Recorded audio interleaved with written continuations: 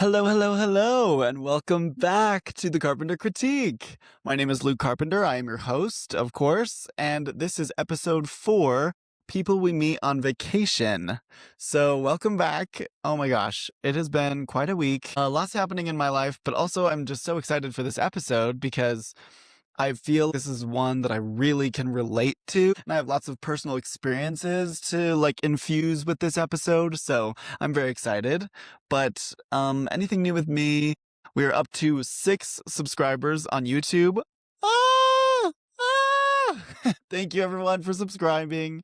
We're up to, I think there's 55 listens on Spotify and quite a few views on Apple Podcasts as well. So thank you so much for just being a part of this journey and being a part of the Carpenter Critique. It honestly is not the same if it was just me. I had so much support creating this podcast. So yeah, but this is episode 4. I just wanted to say thank you and all the people that are continuously supporting me. I could not be more grateful. So thank you, thank you, thank you. And please keep listening. We are going to go over much more television and many more movies and more psychology articles. So stay tuned in. All right. So down to the business, we're going over People We Meet on Vacation today. For those who don't know, this is a book by Emily Henry about 2 main characters, Alex and Poppy, Poppy is a kind of a traveler for work. She takes vacations and writes reviews on the vacations and the places she goes. And Alex works as a teacher and occasionally goes on vacations with her. They met in college, but I am one who read the book. So the book is by Emily Henry, and then it was turned into a Netflix film starring Emily Bader and Tom Blythe. Perfect casting, by the way. Perfect casting. But let's dive right into the review. So, People We Meet on Vacation as a book, I really, really enjoyed. And I honestly really related to as a 26-year-old who travels for work. I felt very seen. Saw myself a lot in Poppy. I did see a little bit of myself in Alex as well, but there was just something that, honestly, as I've read more books, it's hard to have a really good female lead character that's well-rounded and that you root for the entire time, or someone that you think you'd even be friends with.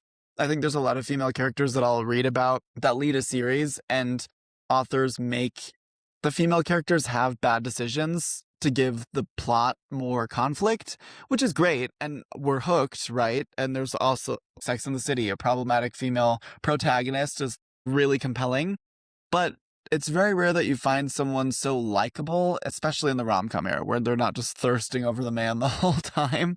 It was so nice to read about a girl who's got her own personality, and she's got some flaws, but she's also got just some emotional baggage that she tries not to bring with her through her life, but she's also fighting it, and she's in her 20s, but she's traveling. She's fabulous. I love Poppy as a character.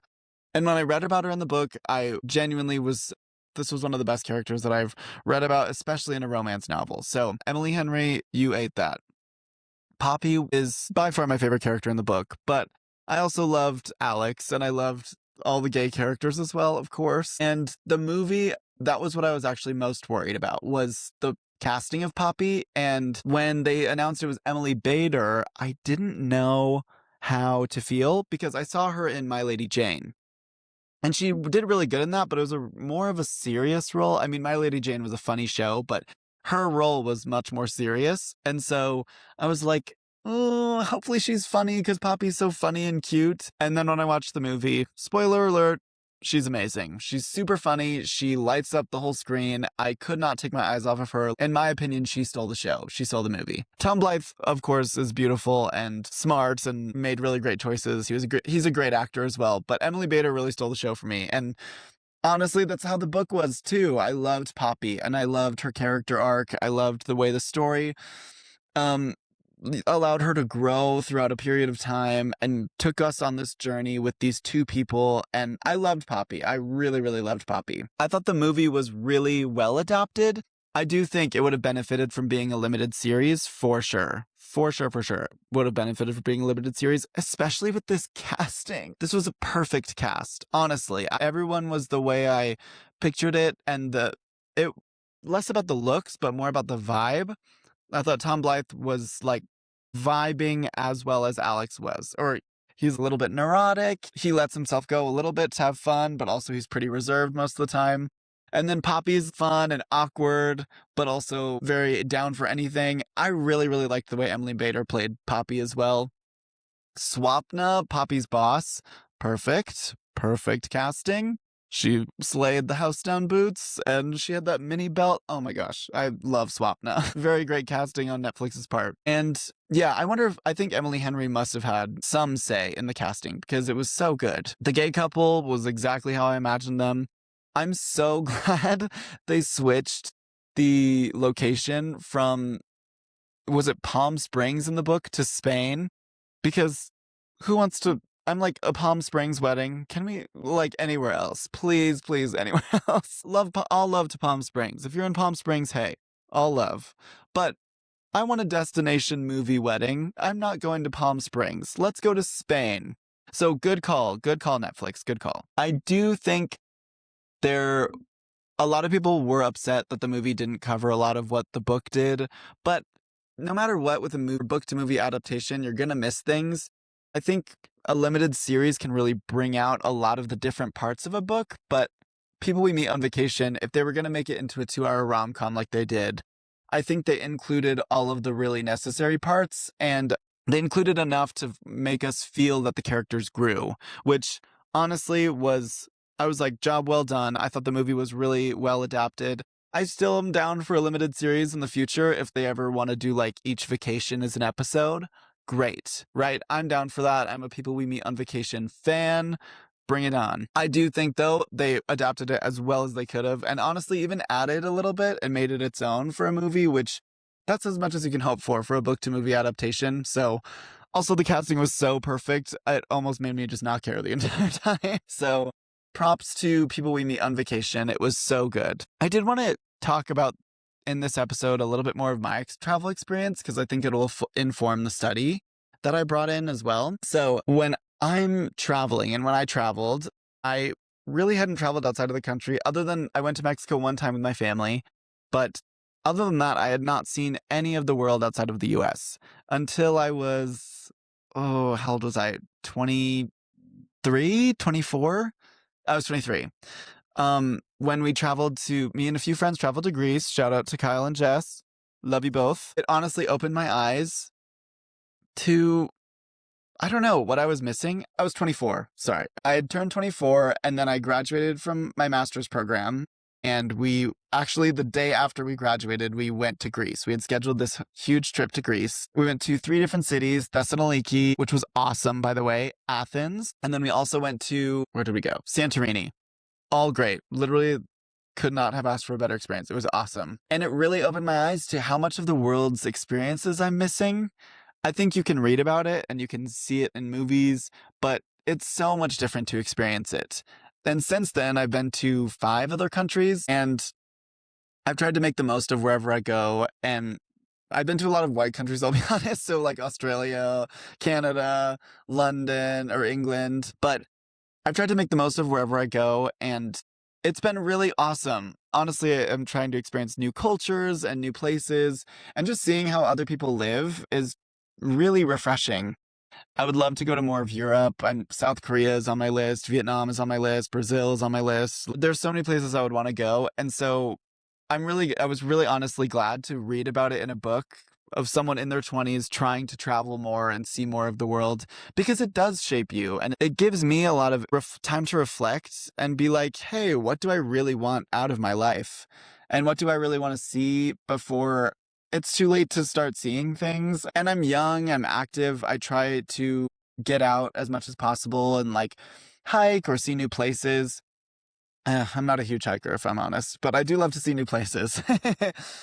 I do love to run, so there's that. But I just really enjoy seeing and meeting new people as well. I think a big part of my personality is meeting new people, and I thrive off of just the newness and what a new person can bring to humanity, or like how they express their humanity differently. I really love to get to know that in different people. And when you travel, part of it is making new connections that you never would have made if you stayed in where you are. So I highly encourage everybody to travel. It honestly has changed my life, and I'm so excited to do it. I do it for work. I'm actually, right after this, I have to pack for a trip back to California, but I'm so excited to go. I miss traveling. I've been home for a couple weeks, so I miss traveling. I'm so excited to be back on the road again, be back in the air again. So yes, definitely travel, and especially while you're young. But also, while you're old, I feel like it's never too late to get new experiences. So go for it. Please travel. And without further ado, let's hop into the research study for the week. All right, so for this week's research study, I chose Awakening the Soul During Travel, Influence Mechanism of Memorable Tourism Experience on University Students' Life Meaning. Kind of a long title, but the author is Qiaolan Su, and the journal is from The Frontiers in Psychology, published in 2025. So this is a pretty recent article. The study investigates how memorable tourism experiences, or MTEs, enhance university students' meaning of life, and more importantly, through which psychological mechanisms this occurs. The research is grounded in self-determination theory. The central question, as you may be asking, what is this research article asking? How do emotionally rich travel experiences translate into deeper life meaning among university students specifically? So I thought this was pretty applicable to people we meet on vacation, to be honest, because it's all about travel and it's about young people getting out into the world and internalizing why travel is meaningful to life. I feel like a lot of Poppy's journey in this book and in this movie. Also, for those who are wondering, I did do a little bit of a short review for the beginning, and that's just because I wanted to dive right into the article, and then I can bring up more of my review of the movie and the book during the research article, just because I felt this was so applicable to the book's journey, if I'm completely honest. I feel like during the book and during the movie, we see Poppy have different opinions on what travel is. And I think it is such a meaningful part of her life to travel, but it's more about, I think what's compelling about the story is why it's so meaningful and why her relationship with Alex does so well when they travel. And I thought this study brings out why, when we think about travel in life, it really is essential to life and it brings so much meaning. But this book I related to so much because of how travel influences me. I think it's true, when you go to a new place, you can not become a new person, but you just feel different. And as you eat different food and you're working out in different places, I don't know, I feel like I get a brand new experience of what life could be like if I lived there. And I love to think about how, if I grew up in a different place, how different would I be as a person, and how much location really affects the soul and the mind. And I love that the study goes over how being exposed to different experiences of life, especially during travel, really does affect the way you view life. And that was partly one of the most relatable parts of the book to me, was all of her different opinions on travel and how it really transformed Poppy as a person. But I also think it was super transformative for Alex, and in a way that we can tie into the study. So diving back into the study is built on a self-determination theory, which argues that psychological well-being depends on fulfilling three core needs: autonomy, competence, and relatedness. Autonomy is kind of a big word, so that means freedom and self-direction. And then the competence is more of the mastery and growth of a skill or of something. And then relatedness, or that's like connection to others. So those three things are like what determines yourself. And the author of this, Qiaolan Su, argues that memorable tourism experiences satisfy these needs. So travel planning is autonomy, overcoming challenges is competence, and social and cultural interactions is relatedness. When these needs are fulfilled, individuals are more likely to experience life meaning. Pretty cool study, don't you think? There was a few different variables. So one was memorable tourism experience, like we said. So this includes anything that the students could be doing that includes novelty, involvement in different cultures, knowledge, hedonism, local culture, refreshments, and meaningfulness. The dependent variable is the meaning of life. So how much meaning in life do they derive from travel? The presence of meaning or the search of meaning. And then some mediators we had were positive effect, or just positive experience, self-reflection, or looking internally, and personality traits. They're using the Big Five, for example, for this. So the Big Five personality is ocean, or openness, conscientiousness, extroversion, agreeableness, and neuroticism. Those are the big five personality traits. And then the moderator on the study is gender. So a moderator is not like what they're testing the study on, but it is one of the variables that affects how we look at the study.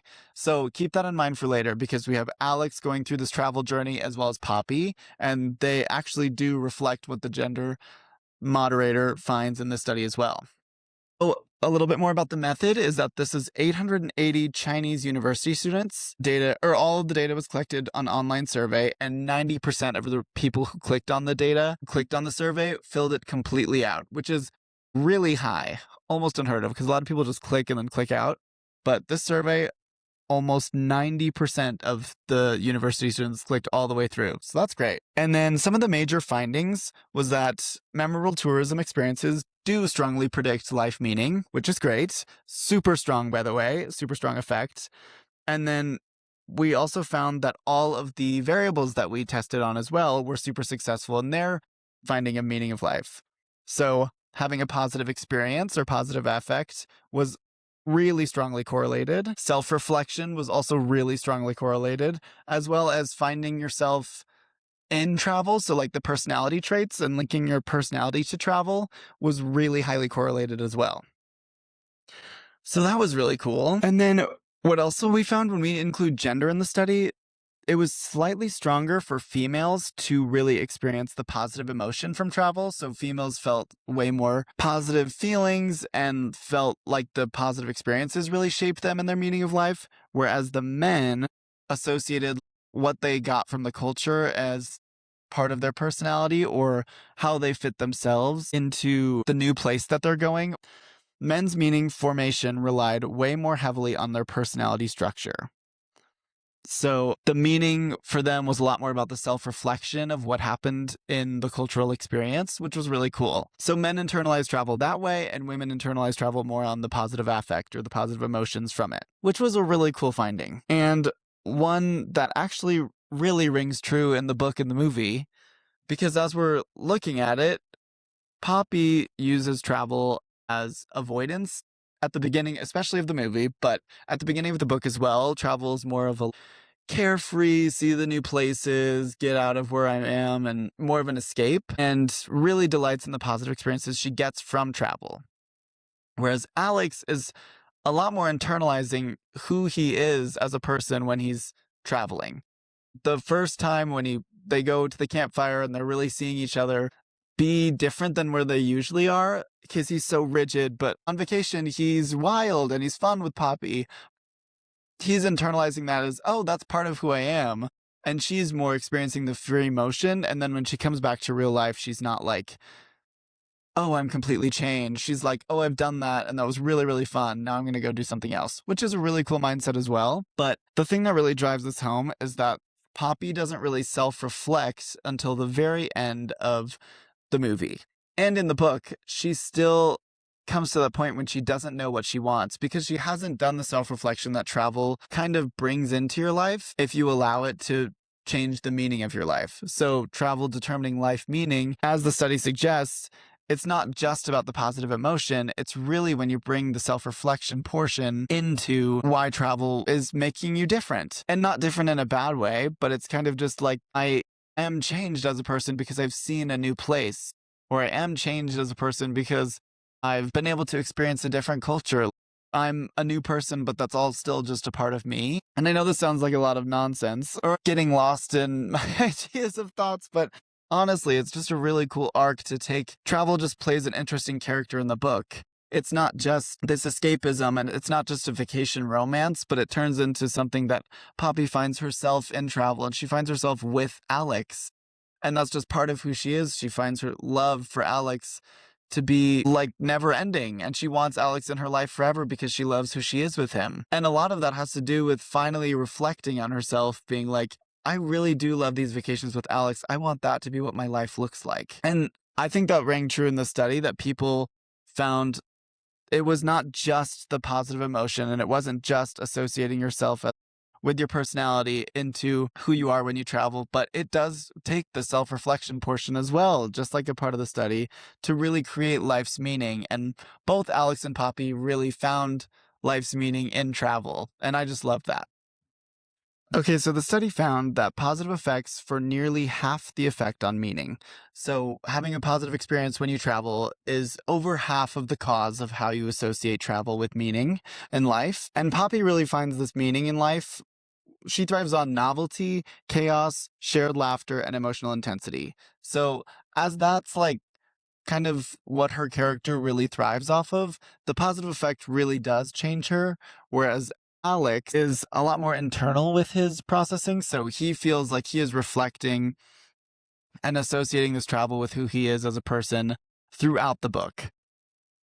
The self-reflection is kind of that missing link for Poppy and Alex's relationship, because I think Poppy realizes what she wants on the travel or on the trips with Alex, but it's only for 1 week of the year, and when she goes back into her life, it just takes a second for her to be like, I really do love Alex, because they do each have a boyfriend and girlfriend, and they're finding meaning in their life outside of these trips. But when they travel together, it's just life-changing. It isn't really until the final vacation that Poppy finally reflects and takes this portion of self-reflection of travel into who she is, because she confronts her fear of stability finally, and she confronts her romantic avoidance of, like, maybe I can settle down with Alex, but it just takes until then when she really evaluates what the meaning of life is, which is what travel makes you do. It just took a long time for Poppy. It doesn't make her stupid or anything, by the way. It's just like she was viewing travel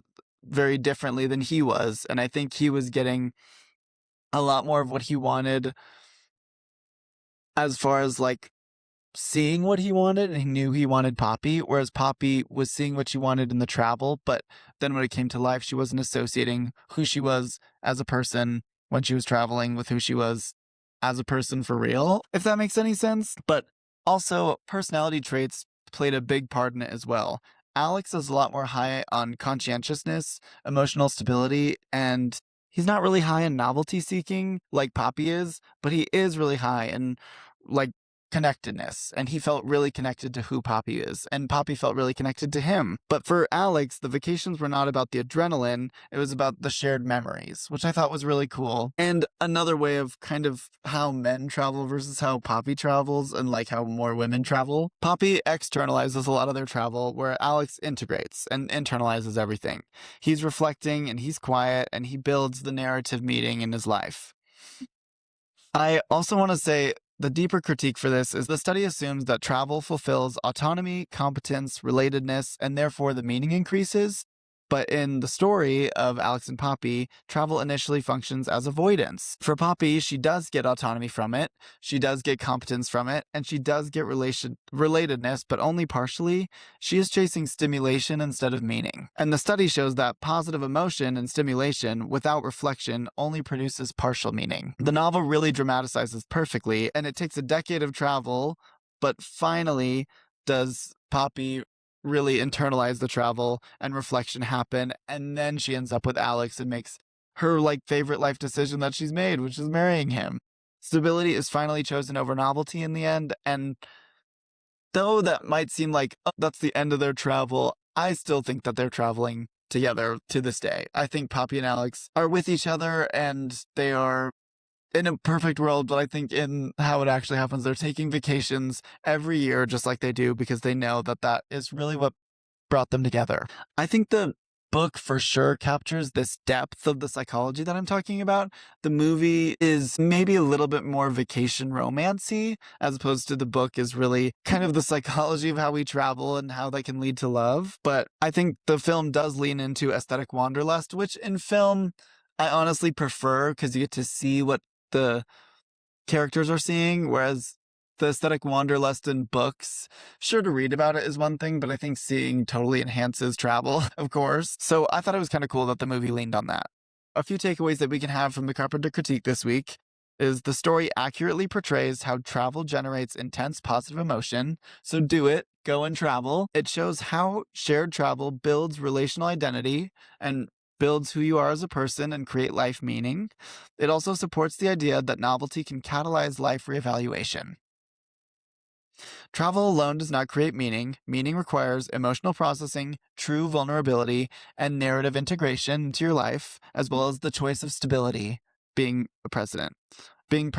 Poppy doesn't find meaning in Thailand or the places she goes. She finds meaning in emotional clarity. Travel becomes the catalyst, not the solution. So people we meet on vacation, I would say, works so well psychologically because it dramatizes and relates us to who we are and what travel can really bring out of life for us. And the novel really tells us that positive emotion when we travel isn't without confrontation of our true emotions is insufficient. And that tension is what really makes the story emotionally believable. And honestly, the psychological basis of travel just makes the story even more relatable and allows us to put ourselves in the story more. So thank you so much for tuning into the Carpenter Critique. It was really great to just keep going with this. I love this podcast and I love my audience, and thank you guys for growing, even if it's just the littlest amount. I think we went from 4 to 6 subscribers, but I love it. I'm so down. I'm like, let's just build this from the ground up together. So follow me on all social media platforms at the Carpenter Critique, except on X, I'm Carpenter Critic. And then you can watch these episodes on YouTube every Monday. They come out. This is episode 4. Next week is episode 5. And I'm going to keep it a surprise, but check social media to find out. Also, you can listen to me on Spotify at the Carpenter Critique or on Apple Podcasts and Amazon Music. Thank you so much for tuning in, and I hope to see you next week. Bye!